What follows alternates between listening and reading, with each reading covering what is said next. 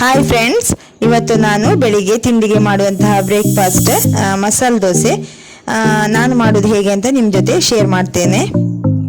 ನಾನು ಈ ಲೋಟದ ಹದದಲ್ಲಿ ಒಂದು ಎರಡೂವರೆ ಲೋಟ ಅಕ್ಕಿ ಹಾಕೊಂಡಿದ್ದೇನೆ, ದೋಸೆ ಅಕ್ಕಿ. ಆನಂತರ ಒಂದು ಅರ್ಧಕ್ಕಿಂತ ಸ್ವಲ್ಪ ಕಮ್ಮಿನೇ ಉದ್ದಿನ ಬೇಳೆ ಹಾಕೊಂಡಿದ್ದೇನೆ. ಅದೇ ಲೋಟದಲ್ಲಿ 2.5 ಲೋಟ ಅಕ್ಕಿ, ಆನಂತರ ಅರ್ಧಕ್ಕಿಂತಲೂ ಕಮ್ಮಿ ಉದ್ದಿನ ಬೇಳೆ, ಇಷ್ಟನ್ನು ಹಾಕೊಂಡು ಒಂದು 3 ರಿಂದ 3.5 ಗಂಟೆ ನೆನೆಸಿಟ್ಟು ರುಬ್ಲಿಕ್ಕೆ ಹಾಕಿದ್ದೇನೆ. ಅದೇ ಅಕ್ಕಿ ಮತ್ತು ಈ ಉದ್ದಿನ ಬೇಳೆ ಜೊತೆ ನಾವು ಮೆಂತೆ ಕೂಡ ಒಂದು ಸಣ್ಣ ಸ್ಪೂನು ಮೆಂತೆ ಕೂಡ ಹಾಕೊಳ್ಬಹುದು. ನಾನು ಈ ಅಕ್ಕಿ ಮತ್ತು ಉದ್ದಿನ ಬೇಳೆಯನ್ನ ಗ್ರೈಂಡರ್ಗೆ ಹಾಕೊಂಡು ಇದನ್ನ 3.5 ಗಂಟೆ ನಾನು ನೆನೆಸಿಟ್ಕೊಂಡಿದ್ದೇನೆ. ಈಗ ಅದನ್ನೇ ರುಬ್ಲಿಕ್ಕೆ ಹಾಕ್ತೀನಿ. ಆದಷ್ಟು ನಾನು ಮೊದಲೇ ಹೇಳ್ತಾ ಇರ್ತೇನೆ, ಯಾವಾಗಲೂ ದೋಸೆಗೆ ರುಬ್ಬುವಾಗ ಆದಷ್ಟು ನೈಸಾಗಿ ರುಬ್ಲಿಕ್ಕೆ ನೋಡಿ. ನೀವು ನಮಗೆ ಮಿಕ್ಸಿಗಂತೂ ಗ್ರೈಂಡರ್ ಇದ್ರೆ ತುಂಬಾ ಚೆನ್ನಾಗಿ ನೈಸ್ ಆಗುತ್ತೆ ಗ್ರೈಂಡರಲ್ಲಿ. ಈಗ ಆಯ್ತು, ಹಿಟ್ಟು ಕೂಡ ನೈಸಾಗಿ ರೆಡಿ ಆಯ್ತು ನೋಡಿ, ರುಬ್ಕೊಂಡಾಯ್ತು. ಈಗ ನಾನು ಗ್ರೈಂಡರ್ನಿಂದ ಹಿಟ್ಟನ್ನು ತೆಗೆದು ಚೆನ್ನಾಗಿ ಕಲಸಿ ಇಟ್ಕೊಳ್ತೇನೆ. ನಾನು ಉಪ್ಪನ್ನು ನಾಳೆ ಬೆಳಿಗ್ಗೆನೇ ಸೇರಿಸ್ಕೊಳ್ತೇನೆ.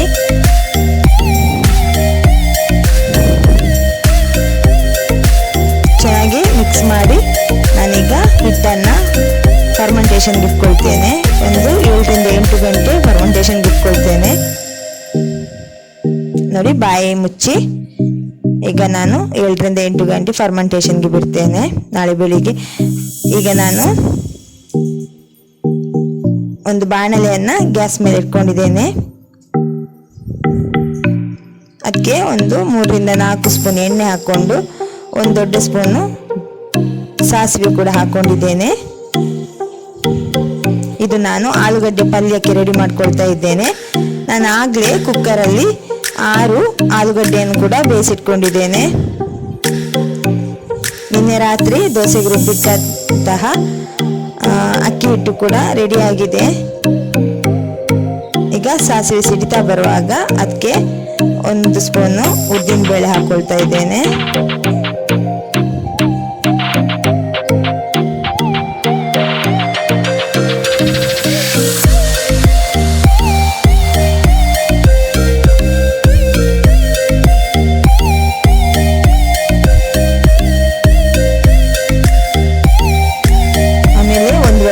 ಕಡಲೆಬೇಳೆ,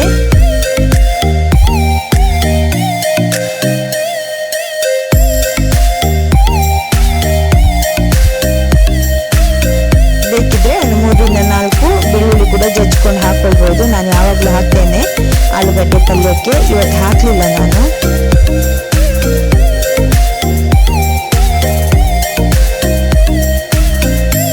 ಸಾಸಿವೆ ಸಿಡಿದು ಉದ್ದಿನ ಬೇಳೆ ಮತ್ತೆ ಕಡಲೆಬೇಳೆ ಚೆನ್ನಾಗಿ ಕಲರ್ ಚೇಂಜ್ ಆಗೋವರೆಗೆ ಚೆನ್ನಾಗಿ ಫ್ರೈ ಮಾಡ್ಕೊಳ್ಳಿ.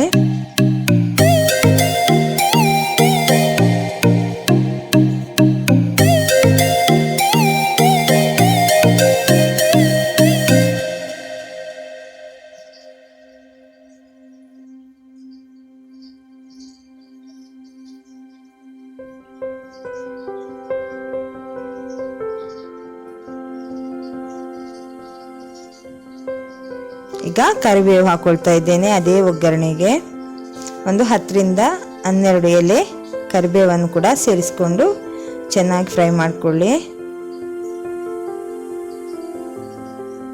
ಈಗ ಕಡಲೆಬೇಳೆ ಮತ್ತು ಉದ್ದಿನ ಬೇಳೆ ಗೋಲ್ಡನ್ ಬ್ರೌನ್ ಆಗ್ತಾ ಬರುವಾಗ ನಾನಿಲ್ಲಿ 2 ಈರುಳ್ಳಿಯನ್ನು ಹೆಚ್ಚಿಟ್ಕೊಂಡಿದ್ದೇನೆ. ನಾನಿಲ್ಲದಿದ್ದರೆ ಒಂದು 3 ರಿಂದ 4 ಈರುಳ್ಳಿ ಹಾಕ್ತೇನೆ. ಈಗ ಈರುಳ್ಳಿ ರೇಟ್ ಜಾಸ್ತಿ ಆಗಿರೋದ್ರಿಂದ 2 ದೊಡ್ಡ ಈರುಳ್ಳಿಯನ್ನು ಹೆಚ್ಕೊಂಡು ಹಾಕ್ತಾ ಇದ್ದೇನೆ. ಉದ್ದಕ್ಕೆ ಹೆಚ್ಕೊಳ್ಳಿ. ಆಮೇಲೆ 2 ಹಸಿಮೆಣಸಿನಕಾಯಿ ಕೂಡ ಹೆಚ್ಕೊಂಡು ಹಾಕ್ಕೊಂಡಿದ್ದೇನೆ. ಖಾರ ಬೇಕಿದ್ರೆ 2 ಹಸಿಮೆಣಸಿನಕಾಯಿ ಹೆಚ್ಚು ಹಾಕ್ಕೊಳ್ಳಿ ನೀವು. ನಮಗೆ ಸ್ವಲ್ಪ ಖಾರ ಸಪ್ಪೆ ಸಾಕು ಹೇಳಿದ್ರು, ಹಾಗಾಗಿ ನಾನು 2 ಹಸಿಮೆಣಸಿನಕಾಯಿ ಹಾಕ್ಕೊಂಡಿದ್ದೇನೆ. ಆಮೇಲೆ ಈ ಹಸಿಮೆಣಸಿನಕಾಯಿ ಸ್ವಲ್ಪ ಖಾರ ಕೂಡ ಇದೆ, ಹಾಗಾಗಿ 2 ಹಾಕೊಂಡೆ.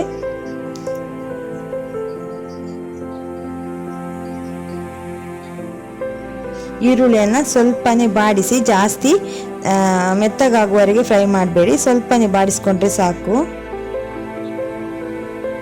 ಆಮೇಲೆ 1/2 ಸ್ಪೂನು ಅರಿಶಿಣದ ಪುಡಿಯನ್ನು ಅದೇ ಈರುಳ್ಳಿ ಫ್ರೈ ಜೊತೆ ಸೇರಿಸಿ ಮಿಕ್ಸ್ ಮಾಡ್ಕೊಳ್ಳಿ. ಈಗ ಈರುಳ್ಳಿಯ ಕಲರ್ ಚೇಂಜ್ ಆಗ್ಲಿಕ್ಕೋಸ್ಕರ ಸ್ವಲ್ಪ ಉಪ್ಪು ಹಾಕೊಳ್ಳೋಣ.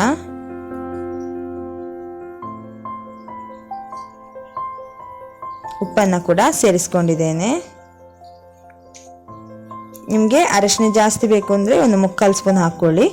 ನಾನಿಲ್ಲಿ ಅರ್ಧ ಸ್ಪೂನ್ ಅರಿಶಿನ ಹಾಕ್ಕೊಂಡಿದ್ದೇನೆ. ಎಲ್ಲವನ್ನು ಕೂಡ ಹಸಿ ವಾಸನೆ ಹೋಗುವವರೆಗೆ ಚೆನ್ನಾಗಿ ಫ್ರೈ ಮಾಡ್ಕೊಳ್ಳಿ.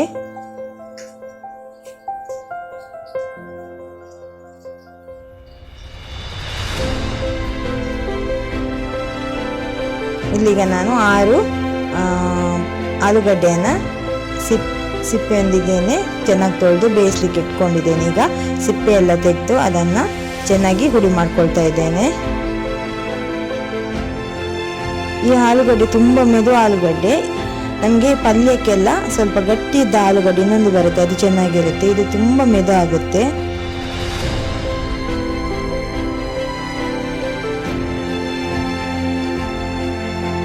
ಆಲೂಗಡ್ಡೆನ ಕೈಯಲ್ಲೇ ಚೆನ್ನಾಗಿ ಪುಡಿ ಮಾಡ್ಕೊಳ್ತಾ ಇದ್ದೇನೆ ನಾನು.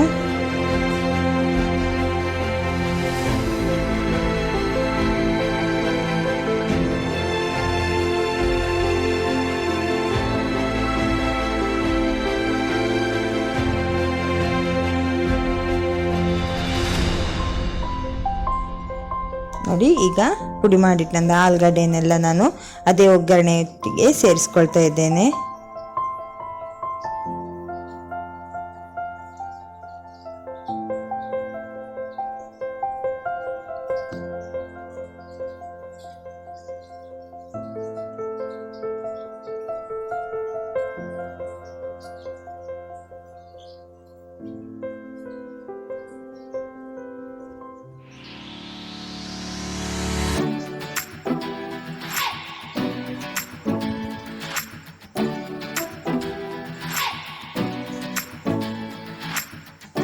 ಈಗ ಆಲೂಗಡ್ಡೆಗೆ ಈರುಳ್ಳಿಯ ಮಸಾಲೆ ಚೆನ್ನಾಗಿ ಹಿಡಿಯುವಂತೆ ಚೆನ್ನಾಗಿ ಮುಗಿಸ್ಕೊಳ್ಳಿ. ಈರುಳ್ಳಿ ಕಾಯಿ ಮೆಣಸೆಲ್ಲ ಮಿಕ್ಸ್ ಮಾಡ್ಕೊಳ್ಳಿ. ಚೆನ್ನಾಗಿ ಆಲೂಗಡ್ಡೆಯೊಂದಿಗೆ ಹೊಂದ್ಕೊಳ್ಳುವಂತೆ ಚೆನ್ನಾಗಿ ಮಿಕ್ಸ್ ಮಾಡ್ಕೊಳ್ಳಿ.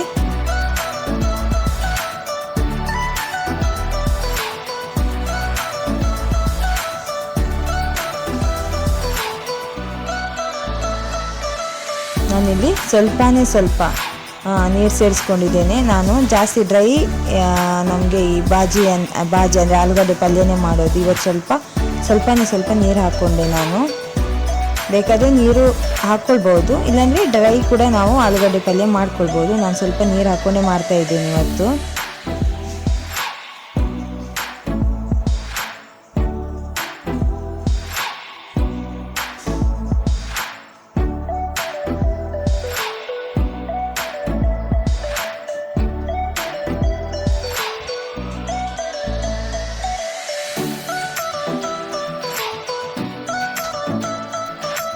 ಬೇಕಾದಷ್ಟೇ ಸ್ವಲ್ಪ ಜಾಸ್ತಿ ಬೇಡ, ತುಂಬ ನೀರು ಮಾಡ್ಕೊಳ್ಬೇಡಿ.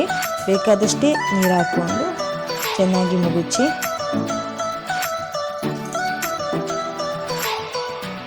ಈ ಪೂರಿಗೆಲ್ಲ ಸ್ವಲ್ಪ ನೀರು ಪಲ್ಯನೇ ಸ್ವಲ್ಪ ಟೇಸ್ಟಾಗಿ ಬರುತ್ತೆ. ಆದರೆ ದೋಸೆಗೆಲ್ಲ ಇರುವಾಗ ಸ್ವಲ್ಪ ಗಟ್ಟಿ ಪಲ್ಯ ಮಾಡಿಕೊಂಡ್ರೆ ಚೆನ್ನಾಗಿರುತ್ತೆ.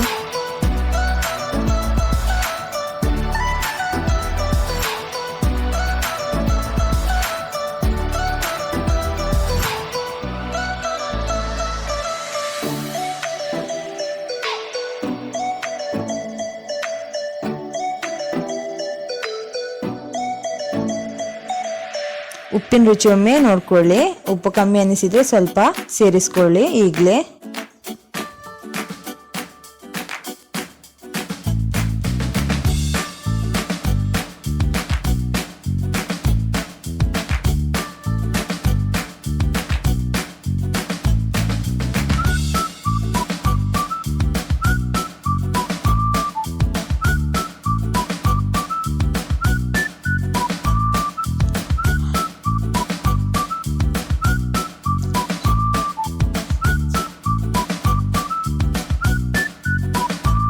ಈಗ ನಾನು ಅದೇ ಪಲ್ಯಕ್ಕೆ ಕೊನೆಗೆ ಸ್ವಲ್ಪ ಕೊತ್ತಂಬರಿ ಸೊಪ್ಪನ್ನು ಕೂಡ ಕಟ್ ಮಾಡಿ ಸೇರಿಸ್ಕೊಳ್ತಾ ಇದ್ದೇನೆ.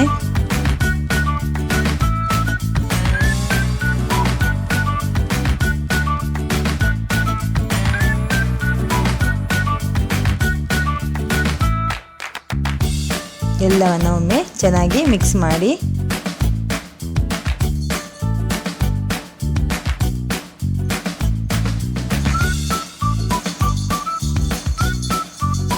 ಸಾಕೀಗ ಗ್ಯಾಸ್ ಆಫ್ ಮಾಡಿಕೊಂಡೆ. ಈ ಕಡೆ ನಾನು ನಿನ್ನೆ ರಾತ್ರಿ ಫರ್ಮೆಂಟೇಷನ್ಗೆ ಇಟ್ಟಂತಹ ಅಕ್ಕಿ ಹಿಟ್ಟು ಕೂಡ ಚೆನ್ನಾಗಿ ಉದುಗು ಬಂದಿದೆ ನೋಡಿ. ಬೇಕಿದ್ರೆ ಸ್ವಲ್ಪ ನೀರು ಹಾಕ್ಕೊಳ್ಳಿ. ದಪ್ಪ ಅನಿಸಿದರೆ ನಾನು ನೀರು ಸೇರಿಸ್ಕೊಳ್ತಾ ಇಲ್ಲ, ಹಾಗೇನೆ ಮಾಡ್ತೇನೆ. ಬೇಕಾದರೆ ಒಂದು 1/4 ಲೋಟ ನೀರು ಸೇರಿಸ್ಕೊಂಡು ಕೂಡ ನಾವು ದೋಸೆ ಹಾಕ್ಕೊಳ್ಬೋದು, ಯಾಕೆಂದರೆ ಹಿಟ್ಟು ಸ್ವಲ್ಪ ದಪ್ಪ ಇದೆ.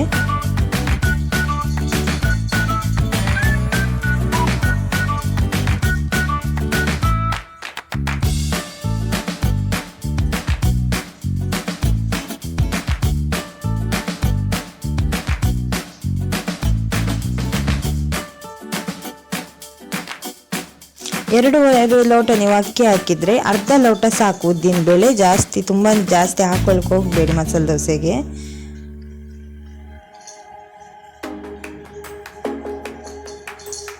ಆಮೇಲೆ ಬೇಕಿದ್ರೆ ಒಂದು ಸಣ್ಣ ಸ್ಪೂನು ಮೆಂತ್ಯ ಹಾಕ್ಕೊಳ್ಳಿ.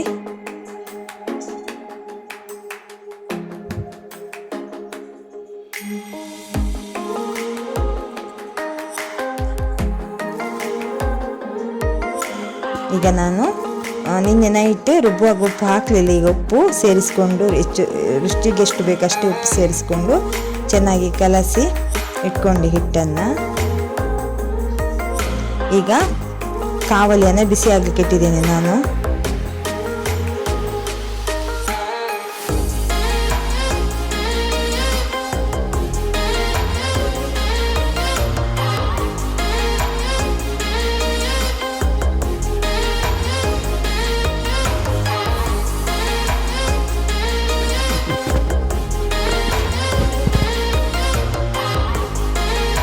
ನೋಡಿ ಹಿಟ್ಟು ದಪ್ಪ ಇದೆ. ಬೇಕಿದ್ರೆ ನೀವು 1/4 ಲೋಟ ನೀರು, ಈ ಹದಕ್ಕೆ ಬಂದರೆ 1/4 ಲೋಟ ನೀರು ಸೇರಿಸ್ಕೊಂಡು ದೋಸೆ ಹಾಕ್ಕೊಳ್ಳಿ.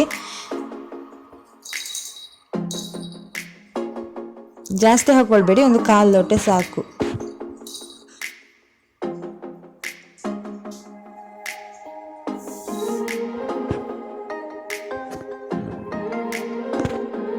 ಈ ಕಡೆ ಕಾವಲಿ ಕೂಡ ಬಿಸಿ ಆಯಿತು. ಬಿಸಿ ಬಿಸಿ ಕಾವಲಿಗೆ ಯಾವತ್ತು ನಾವು ದೋಸೆಯನ್ನು ಹುಯ್ಕೊಳ್ಬಾರ್ದು. ಈ ಮಸಾಲೆ ದೋಸೆ ಹೆಚ್ಚಾಗಿ ನಾವು ಈ ಬಿಸಿ ಕಾವಲಿಗೆ ಹುಯ್ಕೊಳ್ಬಾರ್ದು. ಹಾಗಾಗಿ ನಾನು ಸ್ವಲ್ಪ ತಣ್ಣೀರನ್ನು ಅದಕ್ಕೆ ಹಾಕಿ ಬಟ್ಟೆಯಿಂದ ಕ್ಲೀನ್ ಮಾಡ್ತಾ ಇದ್ದೇನೆ.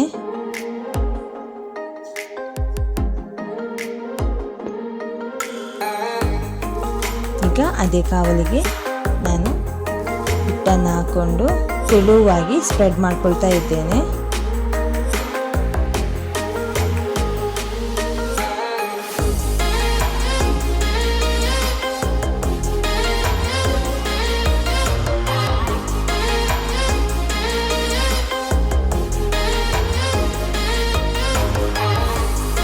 ಈಗ ದೋಸೆ ಮೇಲೆ ಬೇಕಾದಷ್ಟು ಎಣ್ಣೆ ಹಾಕ್ಕೊಳ್ಳಿ.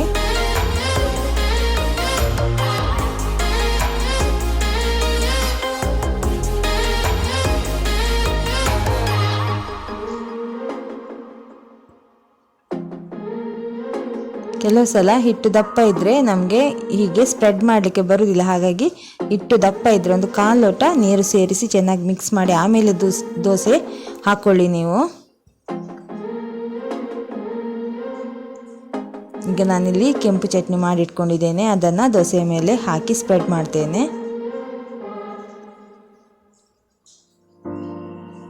ಖಾರ ಜಾಸ್ತಿ ಬೇಕಂತ ಅನಿಸಿದರೆ ಸ್ವಲ್ಪ ಜಾಸ್ತಿ ಹಾಕ್ಕೊಳ್ಳಿ, ಖಾರ ಕಮ್ಮಿ ಬೇಕನ್ನಿಸಿದರೆ ಸ್ವಲ್ಪ ಸಾಕು. ಮಕ್ಕಳೆಲ್ಲ ಇದ್ದರೆ ಖಾರ ಜಾಸ್ತಿ ಅಂತ ಆದರೆ ಸ್ವಲ್ಪ ಹಾಕ್ಕೊಳ್ಳಿ ಕೆಂಪು ಚಟ್ನಿ.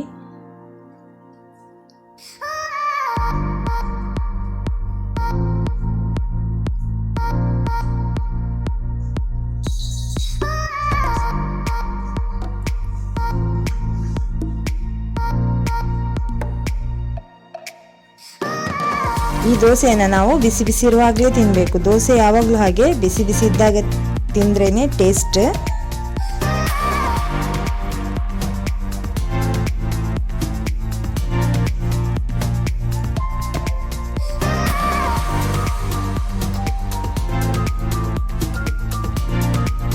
ಮತ್ತು ನಾನು 1 ಸ್ಪೂನ್ ಎಣ್ಣೆಯನ್ನು ಅದರ ಮೇಲೆ ಹಾಕ್ಕೊಂಡಿದ್ದೇನೆ.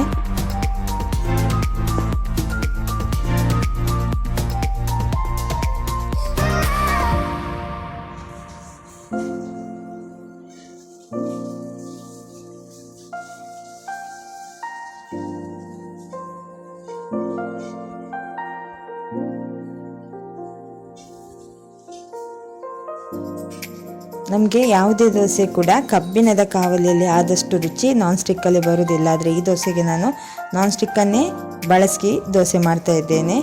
ಕಬ್ಬಿಣದ ಕಾವಲಿಯಲ್ಲಿ ಒಂಥರ ಬೇರೆಯೇ ಟೇಸ್ಟ್ ಬರುತ್ತೆ, ನಮಗೆ ತುಂಬ ರುಚಿಯಾಗಿರುತ್ತೆ. ನಾನ್ ಸ್ಟಿಕ್ಕಲ್ಲಿ ಅಷ್ಟು ರುಚಿ ಬರುವುದಿಲ್ಲ. ಆದರೆ ಕೆಲವು ದೋಸೆಗಳಿಗೆ ನಾವು ನಾನ್ ಸ್ಟಿಕ್ಕಲ್ಲೇ ಮಾಡಬೇಕಾಗುತ್ತೆ.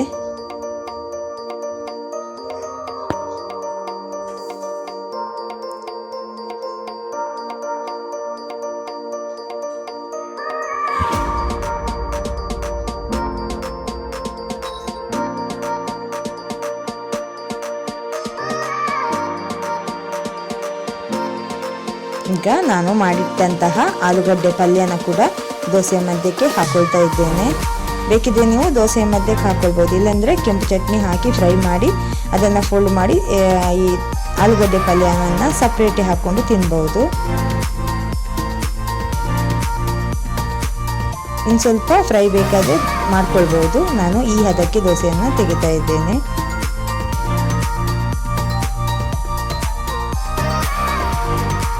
ನೋಡಿ, ಗರಿ ಗರಿಯಾದ ಮಸಾಲೆ ದೋಸೆ ರೆಡಿ. ಈಗ ಮತ್ತೊಂದು ದೋಸೆ ಹಾಕೊಳ್ತಾ ಇದ್ದೇನೆ ನಾನು.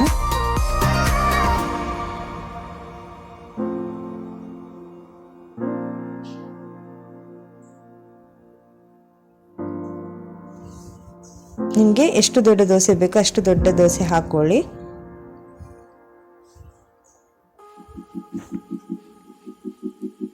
ಸೇಮ್ ಮೊದಲನೇ ಹಾಗೆ ಮತ್ತೆ ದೋಸೆ ಹಾಕಿದ ನಂತರ ಎಣ್ಣೆ ಹಾಕ್ಕೊಳ್ಳಿ.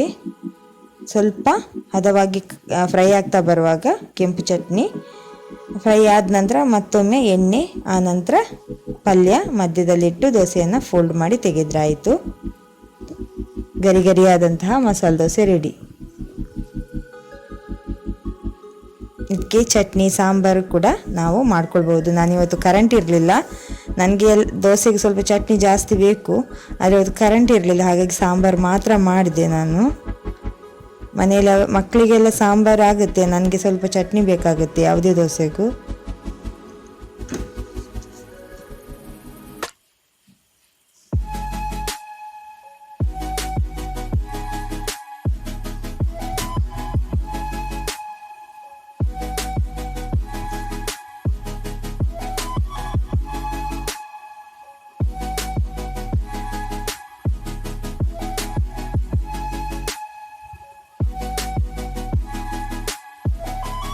ನೋಡಿ, ಇಲ್ಲಿ ಸಾಂಬಾರು ಕೂಡ ನಾನು ಬೇಯಿಸಿಟ್ಕೊಂಡಿದ್ದೇನೆ. ಇದಕ್ಕೆ ಸ್ವಲ್ಪ ದಪ್ಪದ ಸಾಂಬಾರಿದ್ರೇ ರುಚಿಯಾಗಿರುತ್ತೆ.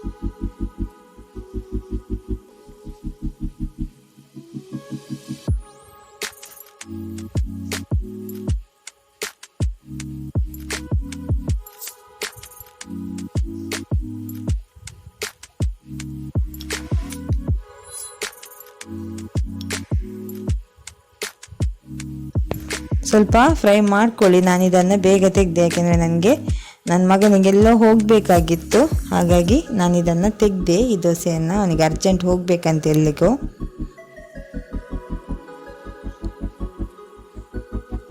ಸ್ವಲ್ಪ ಜಾಸ್ತಿ ಹೊತ್ತು ಇಟ್ಕೊಂಡು ಚೆನ್ನಾಗಿ ಫ್ರೈ ಮಾಡಿ ತೆಗೀರಿ, ಏಕೆಂದರೆ ನಮಗೆ ಮಸಾಲೆ ದೋಸೆ ಸ್ವಲ್ಪ ಗರಿ ಗರಿಯಾಗಿದ್ರೇ ತಿನ್ನಲಿಕ್ಕೆ ರುಚಿ ಇರೋದು.